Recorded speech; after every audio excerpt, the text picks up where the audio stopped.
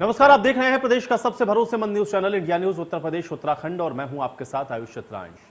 UP विधानसभा चुनाव से पहले पार्टियों में सदस्यता लेने का दौर शुरू हो गया है और यूपी में एक बार फिर से सियासत इसको लेकर गरमा रही है, क्योंकि उत्तर प्रदेश सरकार के पूर्व मंत्री अंबिका चौधरी ने बसपा को छोड़कर वापस समाजवादी पार्टी का दामन थाम लिया है। सपा के मुखिया अखिलेश यादव ने उनको सदस्यता दिलाई। अंबिका चौधरी मुलायम सिंह के काफी खास माने जाते हैं। 2019 में समाजवादी पार्टी से मनमुटाव के चलते उन्होंने बीएसपी का दामन थामा था, लेकिन एक बार फिर से घर वापसी करके अंबिका चौधरी ने पार्टी को मजबूती देने का काम किया है। अब अंबिका के साथ बसपा के विधायक और बाहुबली मुख्तार अंसारी के बड़े भाई सिकबतुल्लाह और उनके बेटे मन्नू अंसारी ने भी समाजवादी पार्टी को ज्वाइन कर लिया है। इससे समाजवादी पार्टी पर अब सवाल उठते हुए दिख रहे हैं। सिकबतुल्लाह को साल 2017 के विधानसभा चुनाव में बीजेपी की अलका राय से हार का सामना करना पड़ा था और अब एक बार फिर से उन्होंने सपा का दामन थामा है। ऐसे में लगभग यह तय है कि उन्हें या फिर उनके बेटे को 2022 के विधानसभा चुनाव में सपा वहां से टिकट देगी। ऐसे में गाजीपुर की सियासत एक बार फिर से दिलचस्प होने वाली है। अब यहां पर सवाल यह बनता है कि चुनाव जीतने के लिए आखिर समाजवादी पार्टी ये गठजोड़ क्यों कर रही है। बाहुबल के नाम पर क्या पूर्वांचल को समाजवादी पार्टी जीतेगी, इस पर आज सवाल तो बनता है।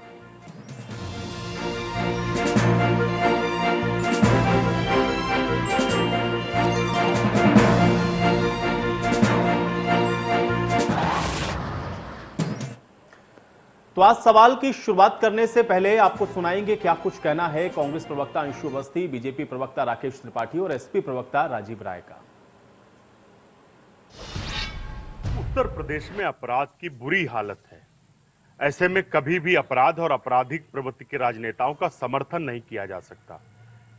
लेकिन ये सच है कि उत्तर प्रदेश में भारतीय जनता पार्टी की सरकार में दिन पर दिन अत्याचार बढ़ता चला गया। उत्तर प्रदेश की भाजपा सरकार ने कहा था कि हम अपराध रोकेंगे और नेशनल क्राइम रिकॉर्ड ब्यूरो के आंकड़े कहते हैं कि उत्तर प्रदेश में महिलाओं पर अपराध बढ़ गया। आम जो घटनाएं थी लूटपाट की, वो घटनाएं बढ़ गई। दिन दहाड़े व्यापारियों को गोली मारकर हत्या की जा रही है। तो उत्तर प्रदेश में श्री आदित्यनाथ सरकार का जंगल राज है और जो भी इस अपराध को बढ़ाने का काम करेगा, उत्तर प्रदेश की जनता 2022 में श्रीमती प्रियंका गांधी जी के नेतृत्व में इस उत्तर प्रदेश की सरकार और आपराधिक प्रवृत्ति के बढ़ाने वाले राजनेताओं के दलों को जवाब देगी। समाजवादी पार्टी और बहुजन समाज पार्टी ये दोनों ही क्षेत्रीय दल अपराध और अपराधियों को बढ़ावा देने वाले हैं और इसीलिए ये तमाम अपराधी कभी सपा में कभी बसपा में अलग अलग समय पर एक दूसरी पार्टियों को मजबूत करते हैं और पार्टियां इनके दम पर सत्ता में आने का ख्वाब देखती रही हैं। लेकिन 2014 के बाद उत्तर प्रदेश की राजनीति में बड़ा परिवर्तन है। अब अपराधियों की और जाति जमात की राजनीति के आधार पर उत्तर प्रदेश में सत्ता में नहीं आ सकते। हमने आज अपराधियों को घुटनों के बल बैठा दिया है। उत्तर प्रदेश में आज माफिया पनाह मांग रहे हैं। आज माफियाओं की स्थिति बिगड़ी हुई है, इसलिए अब माफियाओं के भरोसे समाजवादी पार्टी अपनी साइकिल को आगे नहीं बढ़ा सकती है। अंबिका चौधरी कोई बाहुबली नहीं है, पुराने समाजवादी नेता हैं। जिन व्यक्ति विशेष का नाम ले रहे हैं वो भी बाहुबली नहीं है। किसी के परिवार का होना से बाहुबली नहीं हो जाता है। अगर न किसी के परिवार के होने से अच्छा होता है, न किसी के परिवार के होने से बुरा होता है। जो उनकी छवि है, कहीं से बाहुबली की छवि नहीं है। इसलिए ऐसे लोग अगर आए तो पार्टी को मजबूत करना चाहें नीति में। तो वहीं पार्टी सदस्यता दिलाने के बाद अखिलेश यादव की तरफ से क्या कुछ कहा गया है, ये भी सुनिए। समाजवादी पार्टी के सभी वरिष्ठ नेता, मुझे खुशी है इस बात की कि आज पूर्व विधायक मोहम्मदाबाद गाजीपुर के श्री सिकबतुल्लाह अंसारी साहब समाजवादी पार्टी में शामिल हो रहे हैं। पूर्व विधायक जी का और इनके साथ जितने भी सहयोगी साथी आए हैं, जिनके पूर्व में प्रदेश के अध्यक्ष जी ने नाम पढ़े हैं, मैं सभी नेताओं का, कार्यकर्ताओं का समाजवादी पार्टी में स्वागत करता हूँ, बधाई देता हूँ। और मुझे उम्मीद है कि आने वाले समय में जो चुनाव होने जा रहा है, आप सब लोगों के आ जाने के बाद न केवल पूर्वांचल में बल्कि पूरे प्रदेश में संदेश जाएगा कि आने वाले समय में एक बार फिर बहुमत की सरकार समाजवादी पार्टी बनाने जा रही है।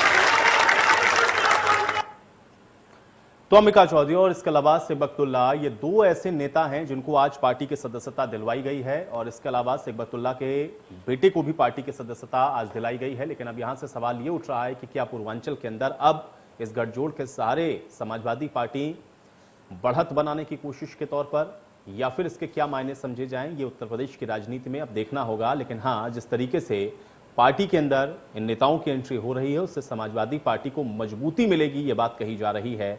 और अब ये मजबूती कितनी मिलती है और किस तरह से इनका प्रदर्शन आने वाले चुनावों में रहता है, ये भी देखना बहुत अहम होगा। लेकिन हाँ, सिकबतुल्लाह के समाजवादी पार्टी में शामिल होने के बाद यह सवाल विपक्षी पार्टियों की तरफ से जरूर उठा है कि आखिर मुख्तार अंसारी के चूंकि वो बड़े भाई हैं, और ऐसे में क्या बाहुबल के दम पर समाजवादी पार्टी पूर्वांचल की इस लड़ाई को जीतना चाह रही है, उत्तर प्रदेश के अंदर अपनी पकड़ को मजबूत करना चाह रही है, या फिर इसके सहारे अपनी चुनावी नैया को पार लगाने की कोशिश के तौर पर इसको देखा जाए। कई सवाल अन्य राजनीतिक पार्टियों की तरफ से उठाए गए हैं।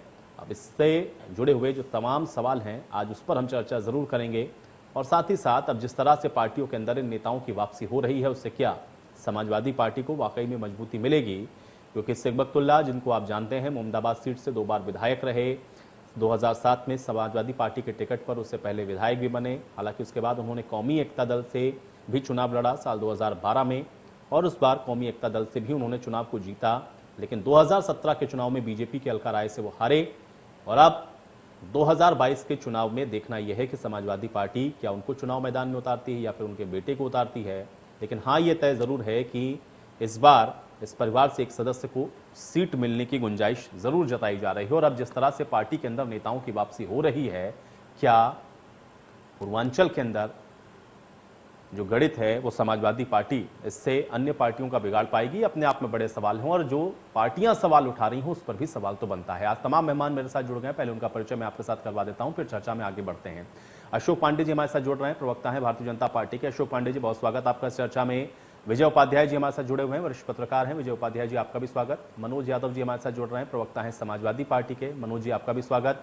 विकास श्रीवास्तव जी हमारे साथ जुड़ रहे हैं, प्रवक्ता कांग्रेस पार्टी के। विकास जी, आपका भी स्वागत। वंशराज दुबे जी हमारे साथ जुड़ रहे हैं, प्रवक्ता आम आदमी पार्टी के। वंशराज दुबे जी, आपका भी स्वागत। और फैजान खान हमारे साथ जुड़ रहे हैं, प्रवक्ता हैं बहुजन समाज पार्टी के। फैजान खान जी, आपका भी बहुत स्वागत है। मनोज जी, चर्चा की शुरुआत में सबसे पहले आपसे ही करूंगा, क्योंकि आज जिस तरीके से सिकबतुल्लाह को आज आप लोगों ने पार्टी में शामिल किया, उसके बाद अन्य पार्टियों की तरफ से सवाल ये उठने लगा है कि उत्तर प्रदेश के अंदर बाहुबल के सहारे अब समाजवादी पार्टी अपनी जीत को सुनिश्चित करने की कोशिश कर रही है। आपका पहला रिएक्शन मैं इसके ऊपर चाहूंगा, कैसे देखा जाए इसको? जो लोग सवाल खड़ा कर रहे हैं उन लोगों से यही सवाल पूछती है समाजवादी पार्टी कि आप इस पर कब सवाल खड़ा करेंगे कि बुलेट ट्रेन किधर, आप इस पर कब सवाल खड़ा करेंगे कि उत्तर प्रदेश में बेरोजगारी बीमारी चरम पर है, आप इस पर कब सवाल खड़ा करेंगे कि जब उत्तर प्रदेश में इतनी मौतें हुई कोरोना के कुप्रबंधन के द्वारा कि सरकार अपने दायित्व को भूल चुकी थी, सरकार सो चुकी थी। जब लोगों की लाशें उतराती हैं तो पीड़ित लोगों के परिवारों को मरहम लगाने के बजाय सरकार ये कहती है कि ये लाशें तो दूसरे प्रदेशों से बह के आती हैं। और तब भी सरकार का कुप्रबंधन और कुव्यवस्था जब नहीं दबती है तो सरकार, इस देश में पहली बार ऐसा हुआ कि लोगों के शवों से भी कफन नोचने का कार्य करती है। तो वो सरकार से सवाल ये पूछा जाएगा। और जो लोग सवाल कर रहे हैं उनसे बहुत विनम्रता से समाजवादी पार्टी कहना चाहेगी कि उन्हें एडीआर की रिपोर्ट पढ़नी चाहिए कि सबसे ज्यादा इस देश में एडीआर के रिपोर्ट के अनुसार सबसे ज्यादा अगर कहीं अपराधी और सबसे ज्यादा गुंडे कहीं अगर किसी दल में है, आपराधिक प्रवृत्ति के लोग, तो भारतीय जनता पार्टी में है। तो समाजवादी पार्टी का जो विमर्श है वो यही है कि मेट्रो बनाते हैं। समाजवादी पार्टी का विमर्श है कि यही है कि हम उत्तर प्रदेश के नौजवानों को 20 लाख लैपटॉप देते हैं। समाजवादी पार्टी का विमर्श यही है कि हिंदू, मुस्लिम, सिख, ईसाई सब लोग अच्छे से आगे बढ़े। जो हमारे संवैधानिक जो हक हैं, जो हमारा संविधान का जो प्रस्तावना कहती है कि सभी को आगे बढ़ने की और समान अवसर मिलने की, उसको अपने धर्म की, अपने विश्वास की, उपासना की स्वतंत्रता है। तो समाजवादी पार्टी तो यही चाहती है कि हम विकास के और जो आम जन के जो जरूरी सवाल हैं, उसके स्वास्थ्य का सवाल है, सुरक्षा का सवाल है, उसके वृद्ध माँ बाप। ठीक है मनोज जी, जब इतने सवाल हैं और इतने मुद्दे हैं आपके पास, तो फिर सिकबतुल्लाह की जरूरत क्यों पड़ रही समाजवादी पार्टी को? आपसे बहुत विनम्रता से हम जानना चाहेंगे, सिकबतुल्लाह कोई अपराधी? जैसा कि आपने अपने कार्यक्रम के शुरुआती संदर्भ में बताया, सिकबतुल्लाह अंसारी जी 2 बार के इस उत्तर प्रदेश के सदन के सदस्य रह चुके हैं। वो कोई अपराधी और क्रिमिनल तो है नहीं। और उनसे ज्यादा जिन लोगों पर एफआईआर और जिन लोगों पे क्रिमिनल केसेस है, हिनियस क्राइम है, वो लोग भारतीय जनता पार्टी में है। और उनके जो बेटे हैं वो भी स्कॉलर हैं। तो क्या क्या गुनाह है? और आप आज हमारे पार्टी में कई बार के सदस्य रहे, अंबिका चौधरी जी ज्वाइन किए जो पूर्व में भी हमारी पार्टी में रहे हैं। तो हम अगर हमारे समाजवादी जो विचारधारा है, जो आम जन के विकास की बात सोचती है, जो आम जन का जीवन सुखी कैसे हो, उनको हॉस्पिटल में दवाएं कैसे मिले, ठीक है, चलिए ये आपका विमर्श है, आपने बता दिया और ठीक है, आपने जो अपनी बात है उसको रख लिया। ठीक है, अशोक जी से मैं इसका सवाल पूछूंगा। ठीक है, नहीं ठीक है, आपने गिना दिया, आपने भी गिना दिया और अभी आप इसको गिनाएंगे, पूरी चर्चा भर गिनवाएंगे, मैं आपको पूरा समय दूंगा।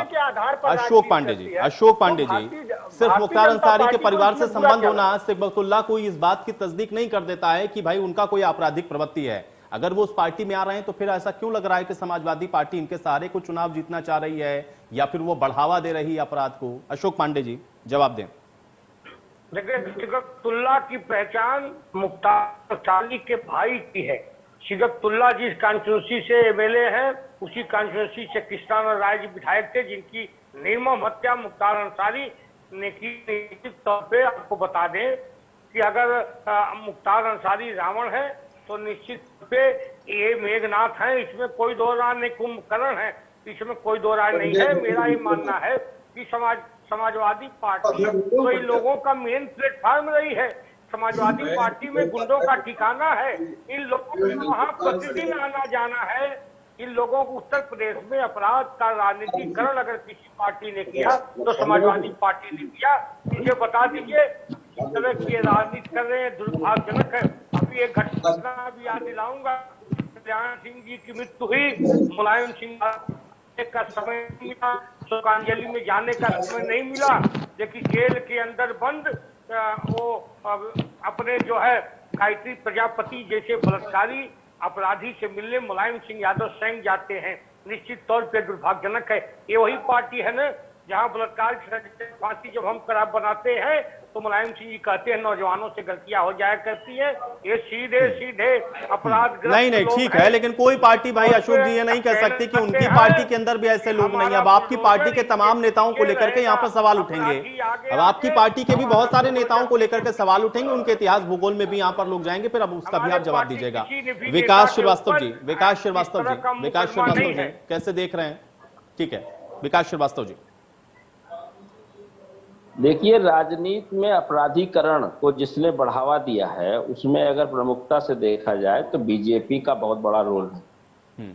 और उसके पहले पूर्ववर्ती सरकार समाजवादी पार्टी जब सपा और बसपा रही है, उसका जब भी वो यहाँ से उत्तर प्रदेश से उसका जाना हुआ है तो लॉ एंड ऑर्डर को लेकर हुआ है कि अपराधीकरण बहुत बुरी तरह बढ़ चुका है। इसलिए सपा बसपा को उत्तर प्रदेश में जगह नहीं मिलती। कभी सपा आती है, भरोसा करते हैं, कोई जातीय समीकरण सोशल इंजीनियरिंग दिखा के सपा आ गई, कभी बसपा आ गई, और ये सिलसिला काफी लंबे समय से चल रहा है। और भारतीय जनता पार्टी ने तुष्टीकरण और धर्म की राजनीति करके सत्ता तो प्राप्त कर ली, पर जब दिखाई पड़ा कि जितने भी अपराधी थे या तो उनका काउंटर हो गया या उनके साथ चले गए, तो जितने जब आप देखते हैं तो विधायकों की संख्या देखते हैं तो उसके अंदर 40 से 45% जघन्य अपराध के अपराधी जिनको पुलिस ढूंढ रही थी, आज वो पुलिस उनकी सुरक्षा में लगी हुई है, माननीय बने हुए हैं। इस तरीके का उत्तर प्रदेश को बदहाल कर दिया इस पूरे 32 साल में। जो अब विधानसभा चुनाव होंगे तो इन सारे सवालों को जनता पूछ चुकी है कि उसको लगता था कि हम धर्म के नाम पर एक संत को मुख्यमंत्री बनाया गया है तो कुछ ऐसा होगा कि उत्तर प्रदेश के अंदर राजनीतिक अपराधीकरण खत्म होगा, पर वो उत्तर प्रदेश का एक शगल बन चुका है और अब समाजवादी पार्टी अपने उसी पुराने ढर्रे पर लौटी है। ठीक है, विकास जी ने जो बात कही, ठीक है, उसी को थोड़ा सा और आगे बढ़ाऊंगा मैं। ठीक है, वंशराज दुबे जी सभी पार्टियां ऐसा कर रही हैं और अब समाजवादी पार्टी तो ये कह रही भाई जिसको हम शामिल कर रहे हैं उनके ऊपर कोई आपराधिक मुकदमा नहीं है। वंशराज दुबे जी, देखिए, सबसे पहली बात तो ये है कि राजनीति में अपराध का कहीं कोई जगह नहीं है। दूसरा, आप देखिए, खास करके उत्तर प्रदेश की अगर मैं बात कर लूं तो जितने भी राजनीतिक दलों ने उत्तर प्रदेश में राजनीति में अपराध लाने का काम किया या अपराधीकरण का बढ़ावा किया, चाहे बहुजन समाज पार्टी रही हो, चाहे समाजवादी पार्टी रही हो, कोई भी अन्य राजनीतिक दल रहा हो, जनता ने इसको सिरे से नकारने का काम किया।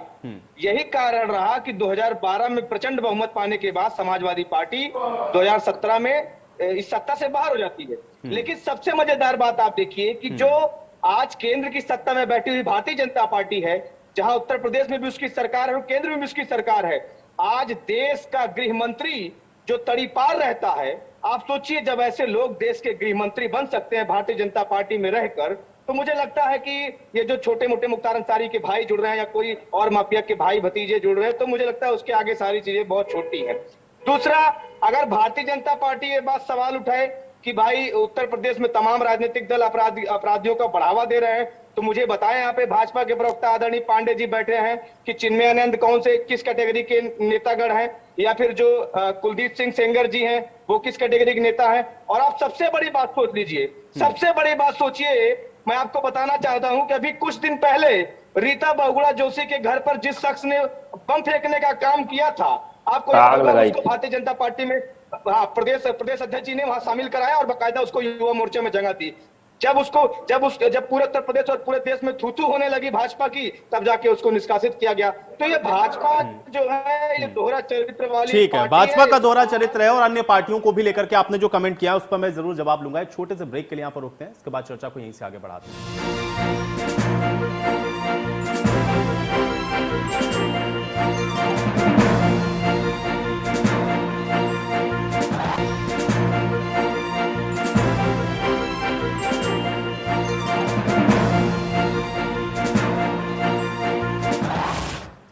तो सवाल तो बनता है मैं आज सवाल इस बात का कि क्या राजनीतिक पार्टियां आपराधिक प्रवृत्ति की छवियों को प्रश्रय दे रही हैं? क्या समाजवादी पार्टी के अंदर जिस तरह से सिकबतुल्ला अंसारी को शामिल किया गया है उस पर सवाल उठता है, और अगर ये सवाल तमाम पार्टियां उठा रही हैं तो वो लोग कितना पाक साफ हैं? सवाल इस पर भी है कि क्या कोई पॉलिटिकल पार्टी ये कह सकती है कि उसकी पार्टी के अंदर ऐसे लोगों को प्रश्रय नहीं दिया जाता है? आज इस पर सवाल तो बनता है, लगातार जारी है। एक बार फिर से चर्चा में वापस लौटते हैं, सभी मेहमान मेरे साथ बने हुए हैं। फैजान खान जी, मैं आपके पास आऊंगा। बहुजन समाजवादी पार्टी को लेकर एक तो कांग्रेस पार्टी की तरफ से अभी सवाल यहां पर इस चर्चा में भी उठा, दूसरा जो उन्होंने बुकलेट जारी करी उसमें भी ये, और अभी भी इस चर्चा में ये बात कही गई कि प्रश्रय देने का काम समाजवादी पार्टी, बीएसपी और अब मौजूदा पार्टी के ऊपर भी आरोप लगे। कैसे इसको देख रहे हैं? और आप तो आपकी पार्टी में जो शामिल रहे नेता वो एक बार फिर से समाजवादी पार्टी का दामन थाम रहे हैं कि बीएसपी से मोह भंग क्यों हो रहा है? फैजान खान जी। आयुष जी, जैसा कि समाजवादी पार्टी के प्रवक्ता साहब ने खुद बताया और आपने भी अपने चैनल पर ये दिखाया कि सिकबतुल्ला अंसारी साहब 2007 में सपा से विधायक रहे, 2012 में वो कौमी एकता दल से विधायक रहे हैं, तो वो समाजवादी में है, वो ज्वाइन कर ली है। अंबिका चौधरी जी वो ज्वाइन कर लिए। अंबिका चौधरी जी के बारे में आपने बताया कि वो समाजवादी पार्टी में थे।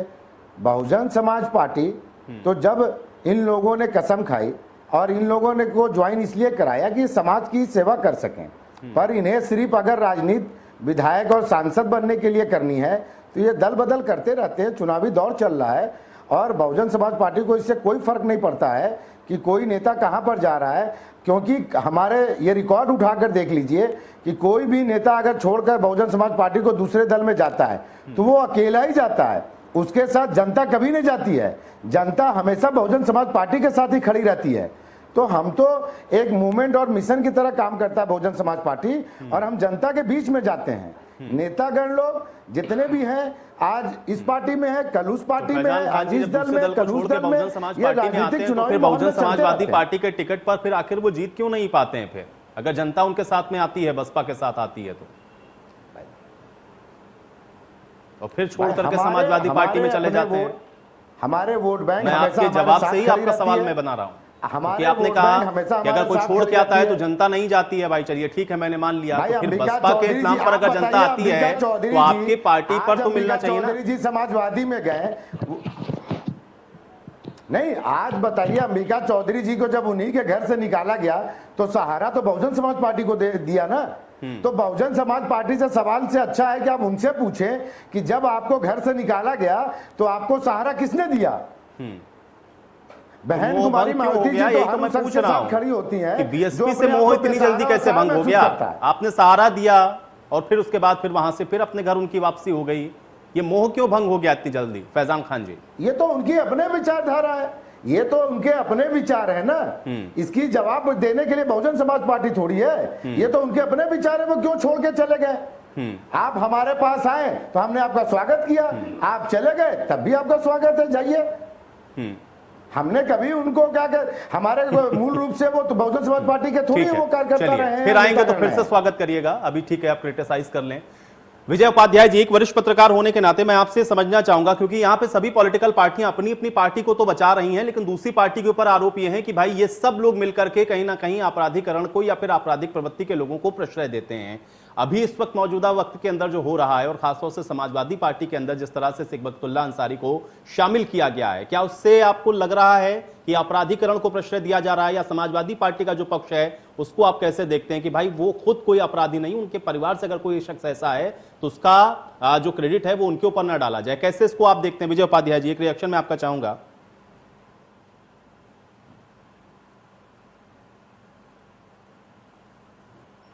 के जो एफिडेविट्स हैं उसका अध्ययन करके बताया था कि उत्तर प्रदेश के जो 403 एमएलए हैं उसमें से 143 एमएलए का क्रिमिनल बैकग्राउंड, उनके खिलाफ आपराधिक मुकदमे दर्ज। इसमें से करीब 80 हैं जिनके ऊपर हीनियस क्राइम के मुकदमे दर्ज हैं। और पूरा उत्तर प्रदेश जानता है कि जेल में रह के 3-3 चुनाव उत्तर प्रदेश में जीता जा सकता है, और पूरा उत्तर प्रदेश ये भी जानता है कि कोई अगर माफिया या दबदबे वाला व्यक्ति है तो लगातार चुनाव जीत सकता है। उत्तर प्रदेश में कोई पार्टी ऐसी नहीं है जिसने अपराधियों से हाथ न मिलाया, चाहे वो सपा हो, बसपा हो, भाजपा हो, कांग्रेस हो, सभी ने।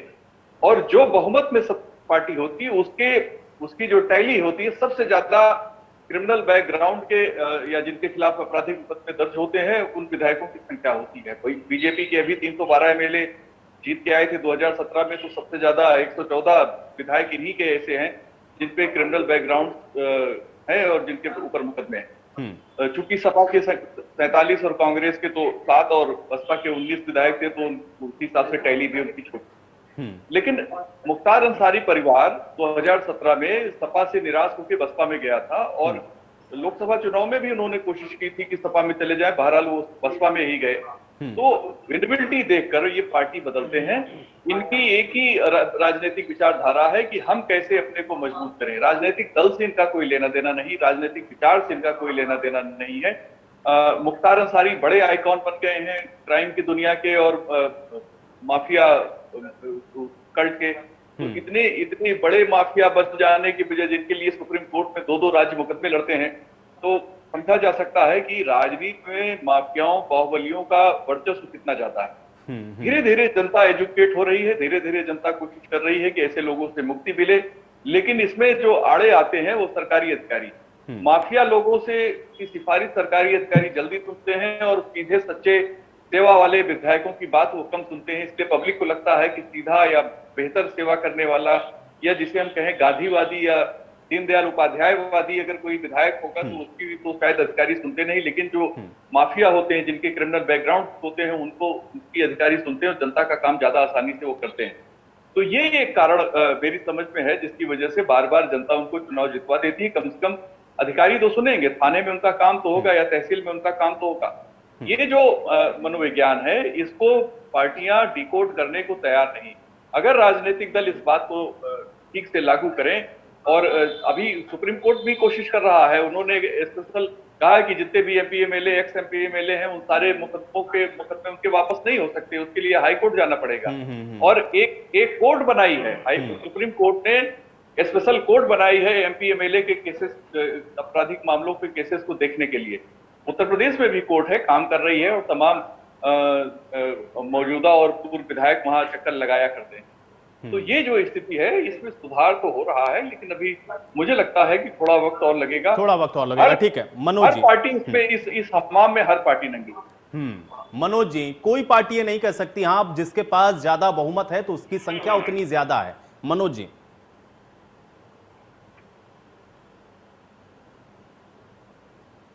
उसमें अपराधियों की संख्या ज्यादा है। मैंने कोई समाजवादी पार्टी दफ्तर से लाई हुई बात नहीं कही, मैंने तो आपको एडीआर की रिपोर्ट बताई, एसोसिएशन फॉर डेमोक्रेटिक रिफॉर्म की, कि सबसे ज्यादा, और जैसा कि अभी जो विश्लेषक भी थे उन्होंने भी बताया कि सबसे ज्यादा आपराधिक प्रवृत्ति के लोग भारतीय जनता पार्टी में है। और आपराधिक प्रवृत्ति का अभी कई साथी बता रहे हैं कि भारतीय जनता पार्टी का चरित्र वही है कि जो अपराधी या तो भारतीय जनता पार्टी में शामिल हो जाए तो वो फिर तुरंत ही गंगा नहा लेता है। सबसे ज्यादा अपराधी, सबसे ज्यादा जब जिस पार्टी के उत्तर प्रदेश में जिसके शीर्षस्थ नेता जिनके नेतृत्व में उत्तर प्रदेश चल रहा है, जहां बेगारी चरम पर है, जहां बेरोजगारी चरम पर है, जहां अपराध चरम पर है, उन पर स्वयं अगर समाजवादी पार्टी के मुखिया राष्ट्रीय अध्यक्ष जी पर कोई एक मुकदमा हो तो आप बताएं। योगी आदित्यनाथ जी पर स्वयं 19 के 19 मुकदमे थे, हत्या से लेके बलवा तक के सेक्शन थे जो हिनियस क्राइम थे। तो और अभी इन्होंने तमाम बवाल कराने वाले कई नेताओं का इन्होंने जब मुकदमा वापसी लेने का बनाया तो उसको सुप्रीम कोर्ट ने रोक लगाई।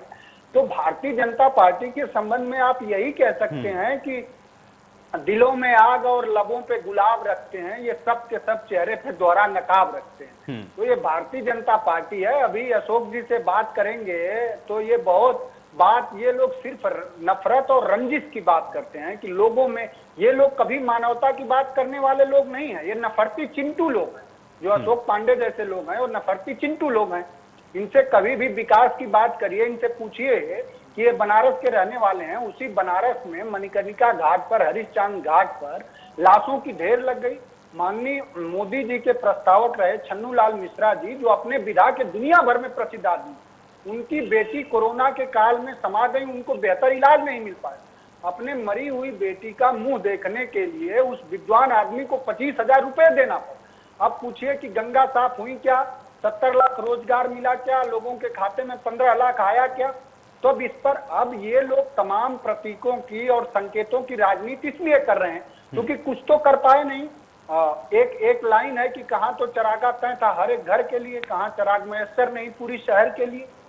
आज साहब आप देख लीजिए डीजल पेट्रोल का दाम क्या है। अभी देश का किसान 9 महीने से अभी उसी करनाल में, कुल मिला के मनोज जी सवाल ये होना चाहिए इनसे, लेकिन सवाल ये नहीं होना चाहिए कि आपकी पार्टी में कौन शामिल हो रहा है, इस पर कोई सवाल नहीं। सवाल जो है उस पर ही सवाल होना चाहिए। ठीक है, मैं इस पर भी सवाल पूछ लूंगा, आपने जो सवाल पूछा उसका जवाब भी देंगे। यहाँ पर एक छोटे से ब्रेक के लिए रुक रहे हैं, फौरन वापस आते हैं।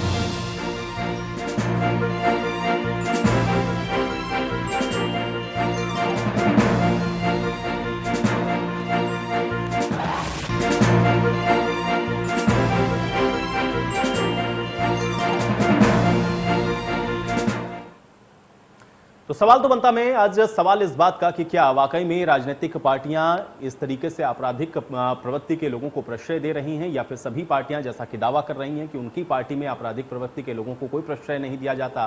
तो सवाल यह है फिर आखिर ये बाहुबली किस तरह से टिकट पा जाते हैं और फिर चुनाव लड़ते हैं और जीत को भी दर्ज करते हैं। और अब चुनाव आते आते जिस तरह से हम लोग देख रहे हैं कि लगातार इधर से उधर जाने का जो सिलसिला है वो शुरू हुआ है, उस पर सवाल तो ये बनता है कि क्या इन बाहुबलियों के सहारे ये सभी पॉलिटिकल पार्टियां अपनी अपनी जीत की गुंजाइश को तलाश रही हैं।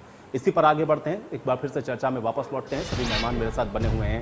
अशोक जी, जो सवाल आपको लेकर के उठे, मैं चाह रहा हूं कि इसका जवाब दें। देखिए, आपको बता दें कि अभी बनारस के विकास की बात तो उन्होंने कहा, सपा के प्रवक्ता ने। हमारे यहाँ एक रामनगर का पुल है, रामनगर का पुल पास हुआ मुलायम सिंह जी के जमाने में, नहीं बना। मायावती आके चली गई, नहीं बना। बेटा अखिलेश यादव आके चले गए, योगी जी ने 6 महीने में वहाँ बना के शुरुआत कर दी, क्योंकि ये कमीशन खोर लोग हैं। यही मुलायम सिंह जी की पार्टी है जिसके बारे में था कि जिस गाड़ी में सपा का झंडा, समझ लो उसमें बैठा गुंडा, आज वो फिर दिखाई देने लगा है। गुंडों की भरमार है, ये अलग बात है। गुंडों के पीछे हमारा बुलडोजर चल रहा है। जिस तरह से हमने लोग की संपत्तियों को वापस किया है, धाराशाही किया है, पूरा प्रदेश देख रहा है कि गुंडा आज प्रदेश में घुटनों के बल है। यही मुलायम सिंह जी हैं जो गायत्री मंत्र का इतना जाप कर रहे थे, गायत्री प्रजापति मंत्र का, कि अपने बेटे से दूरी बना लिया, लेकिन गायत्री मंत्र को नहीं जपना छोड़ा। शिवपाल यादव जी का झगड़ा अपने भतीजे से इसलिए हुआ कि मुख्तार अंसारी को लेके हुआ था। ये लोग गुंडों की जमात है। 1980 में मुलायम सिंह जी स्वयं काउंटर लिस्ट में रहे। जब बीपी सिंह जी मुख्यमंत्री थे तो मुलायम सिंह जी का नाम काउंटर लिस्ट में था। ये भी आप जानकारी ले लीजिए। पूरे प्रदेश में अपराध का अगर किसी ने राजनीतिकरण किया है, एक चीज और कहना चाहूंगा कि अपराध की और राजनीति की अलग अलग धाराएं हैं। सुन लीजिए, राजनीति अपराध की अलग अलग धाराएं होती है। सोनभद्र, मिर्जापुर, अशोक पांडे जी कुछ अपने पार्टी के बारे में भी बता दीजिए। राजनीति की अपराध की अलग अलग धाराएं नहीं होती। जो लोग धरना प्रदर्शन करते हैं उनके ऊपर भी अपराध की की धाराएं लगती हैं। हम लोगों ने भी धरना प्रदर्शन किया तो अपराध की धारा लगी। ये दोनों की विवेचना जरूर होनी चाहिए, इसमें कोई दो राय नहीं है। रीता बहुगुणा जोशी का जिसने घर जलाया, जो हमको जानकारी लगी, हम लोगों ने उन्हें तत्काल पार्टी से निकालने का काम किया है। हम तो जीरो टॉलरेंस वाले हैं, कोई गुंडई बर्दाश्त नहीं करेंगे। हमारा बुलडोजर उनके पीछे रहेगा, ये लोग उनकी मूर्तियां लगाते रहेंगे, लेकिन बुलडोजर रुकने वाला नहीं।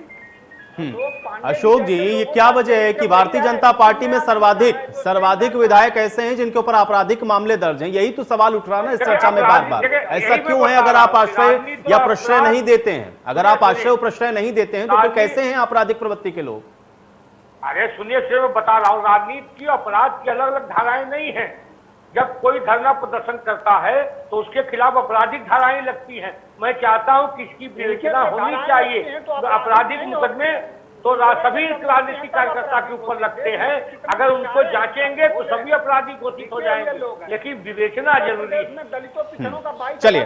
चलिए ठीक है। विकास श्रीवास्तव जी, विकास जी, हम आम में सब नंगे, कोई पार्टी ये नहीं कह सकती कि उसकी पॉलिटिकल पार्टी के अंदर लोगों की संख्या आपराधिक प्रवृत्ति की नहीं है। ठीक है विकास जी, मनोज एक सेकंड। विकास जी, देखिए, राजनीति में बड़ी बड़ी बात करने वाले अपराधियों के खिलाफ एक बड़ा मिशन लेकर प्रचार करके उत्तर प्रदेश में सरकार बनाने के बाद भारतीय जनता पार्टी किस तरह से, अभी आप देख रहे थे कि अपराधी विधायकों को किस तरह डिफेंड कर रही, जिस तरह बता रही है कि धारा 1 होती है, मतलब जो राजनीतिक कार्य कर रहे थे, सामाजिक आंदोलन कर रहे थे, वो धारा, और जो हत्या, लूट, डकैती, बलात्कार कर रहे थे इनके चिन्मयानंद और कुलदीप सेंगर जैसे विधायक, उन लोगों का किस तरह 1 साल से ज्यादा समय लग गया आपको कुलदीप सेंगर को अपनी उसकी अध्यक्ष बनाकर भाजपा का बड़ा फुल पेज विज्ञापन निकलता है, और भाजपा के बड़े बड़े नेताओं का विज्ञापन निकलता है कुलदीप सेंगर जी की पत्नी के साथ में। और आप बता रहे हैं राजनीतिक शिष्टाचार की अपराध को क्या होना चाहिए। सही बात है, जिस प्रदेश का मुख्यमंत्री अपने खुद के मुकदमों को वापस ले रहा था, लगातार जिस तरह से विधायक अपने मुकदमे वापस करा रहे थे, जब मुखिया ही अपने मुकदमे वापस कराएगा तो विधायकों का पहले हक बनता है। कोर्ट को संज्ञान में लेना पड़ा और एक कानून ऐसा बना कि अब बिना हाई कोर्ट की मर्जी। ठीक है, लेकिन विकास जी, पंजाब के अंदर मुख्तार अंसारी को तो आप लोग बैकअप कर रहे थे, कोर्ट तक आप लोग उसको बचाने की कोशिश कर रहे थे। आपकी पंजाब कांग्रेस के अंदर आपकी पंजाब सरकार के मंत्री यहां पर आकर के मुख्तार अंसारी के साथ, उनके परिवार के साथ मुलाकात कर रहे थे, और आप कह रहे हैं कि ये लोग उनको प्रश्रय देते हैं। लगाना बड़ा आसान होता है, पर समाजवादी पार्टी के अंदर वो कहे हैं, वो कांग्रेस के सदस्य बनाए हुए थे अपने यहाँ पंजाब में। पंजाब के मंत्री का मुख्तार अंसारी के परिवार के साथ यहां पर आकर के मुलाकात करना, इसको मैं क्या समझूं? बताइए मुझे, क्या मायने? देखिए, किसी एक नेता का व्यक्तिगत तौर पे किसी से भी रिश्ता हो सकता है, पर रहा सवाल कांग्रेस पार्टी का जो स्टैंड है, अगर उनको यहाँ सुरक्षा मिल रही होती, अगर उनकी जरूरत कांग्रेस को होती तो वो कांग्रेस में आते और राष्ट्रीय परिप्रेक्ष्य में राजनीति करते। पर उनकी शरणगाह क्या है, जहां पर अपराध पलते पोसते हैं, कभी बसपा में कभी सपा में। अपराधी कांग्रेस पार्टी में कभी नहीं शरण पा सकता है। एक भी ऐसा नेता आप बता दीजिए जिसका नाम हो, स्मार्टनेस, उसकी राजनीतिक स्मार्टनेस देखी जा रही हो, जो अपराधी प्रवृत्ति का हो, अपराध से उसका पहचान हो। उत्तर प्रदेश की कांग्रेस से लेकर देश की कांग्रेस ले लीजिए, आप विद्वान हो सकते हैं, बड़े वकील, डॉक्टर, फिल्मकार हो सकते हैं, क्रिकेटर हो सकते हैं, लेकिन अपराधी नहीं हो सकते। चलिए ठीक है, वंशराज दुबे जी, ठीक है, वंशराज दुबे जी बताएं। वंशराज दुबे जी, कोई पार्टी नहीं कह सकती कि उसकी पार्टी में भाई कोई इस तरीके का आपराधिक प्रवृत्ति का व्यक्ति नहीं है, क्योंकि सबको जैसे सूट करता है, जिसको जहां जिसका फायदा दिखता है वो शामिल कर लेता है, क्योंकि यही सच्चाई है राजनीति की। वरिष्ठ पत्रकार का भी यही विश्लेषण है। मैं चाह रहा हूं रिएक्ट करें। नहीं, देखिए ऐसा नहीं है। मैं आपको बताना चाहता हूं कि आम आदमी पार्टी खास करके अभी तक हमको लगभग 8 से 9 साल हो गए राजनीति में आए हुए, और हमने उत्तर प्रदेश में भी नगर पंचायत का चुनाव लड़ा, नगर निगम का चुनाव लड़ा, जिला पंचायत का चुनाव लड़ा, पंजाब में हमने चुनाव लड़ा, गोवा में हम चुनाव लड़े, मध्य प्रदेश में चुनाव लड़े, और दिल्ली में 3 बार चुनाव लड़े। हमने जहां भी चुनाव लड़ा, और आपको मैं बताते हुए मुझे खुशी भी हो रही है कि अरविंद केजरीवाल जी ने कई सारे ऐसे नेताओं को बाहर किया और कई सारे ऐसे नेताओं का टिकट भी काटने का काम किया। जैसे ही सूचना ऐसी कोई मिली कि इसके ऊपर जिन नेताओं को बाहर किया उन्हें बाउंसरों ने पिटवाया भी। सर पहले ऐसे लोगों को चुप कराइए। पांडे जी मैं आपका बहुत आदर करता हूँ, न बोलिए। देखिए हमें ऐसे राम भक्तों से बात नहीं करना जो चंदा चोरी करते हैं। चंदा चोरों से हमें बात नहीं करना सर, प्लीज थोड़ी देर चुप हो जाइए। चंदा चोरों से बात नहीं करना। दूसरी तरफ देखिए मैं आपको बताना चाहूंगा कि उत्तर प्रदेश में जब इस 4.5 साल में आपने देखा, 4.5 साल में आपने देखा कि जब कोई बड़ा कांड हुआ, चाहे हाथरस का कांड हुआ जिसमें वाल्मीकि समाज की एक बेटी के साथ 2:30 बजे रात में पेट्रोल डाल के उसको जलाया गया, पूरी की पूरी सरकार अपराधियों के साथ खड़ी हुई नजर आई। आपने देखा कि सांसद और विधायक मिलने जाते हैं जेल में अपराधियों के साथ, और सबसे अरविंद केजरीवाल गाना गाते हैं, इंसान से हो इंसान का भाईचारा। जब बैठक होती है तो बाउंसर से होती है मारी मारा। रंगदारी न देने पर उस व्यापारी के होगा। और दूसरा जो लोग यहाँ पे ज्ञान दे रहे हैं कि हमारी पार्टी तो बहुत साफ है, ऐसी पार्टी जिसने बलात्कारियों को संरक्षण दिया, ऐसी पार्टी जिसने आतंकवादियों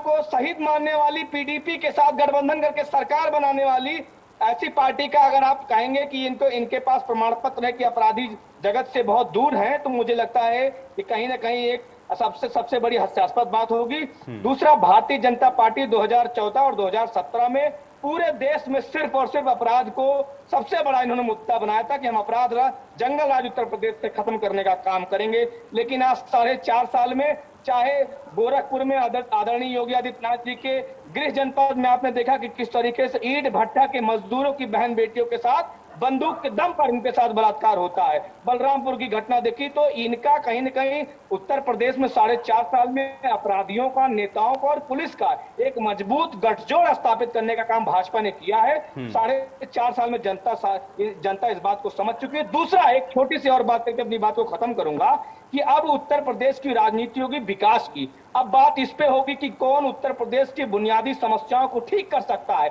अगर दिल्ली की 2 करोड़ आबादी के लिए अरविंद केजरीवाल जी सरकारी स्कूलों को ठीक कर सकते हैं, सरकारी अस्पतालों को ठीक कर सकते हैं, 300 यूनिट बिजली फ्री दे सकते हैं, तो ये सारी व्यवस्था उत्तर प्रदेश में भी मिलनी चाहिए। उत्तर प्रदेश के भी माताओं बहनों को सरकारी बसों की यात्रा मुफ्त मिलनी चाहिए, सरकारी बसों में मार्शल तैनात होने चाहिए। चलिए वंशराज जी, इसके लिए तो अब जनता पर भरोसा करे, और जनता कितना भरोसा करती है उसके लिए हम लोग चुनाव का इंतजार करेंगे। फैजान खान जी, आप कह सकते हैं, क्योंकि बहुजन समाज पार्टी को लेकर के भी यही राय और यही बात कि भाई आश्रय और प्रश्रय तो दिया जाता है, जिसको जितना सूट करता है यहां बैठकर भले ही डिफेंड करिए। क्या कोई पार्टी कह सकती, बहुजन समाजवादी पार्टी कह सकती है क्या ये बात कि नहीं, उनकी पार्टी में ऐसे लोगों को, आपराधिक प्रवृत्ति के लोगों को प्रश्रय नहीं दिया जाता या नहीं दिया जा सकता?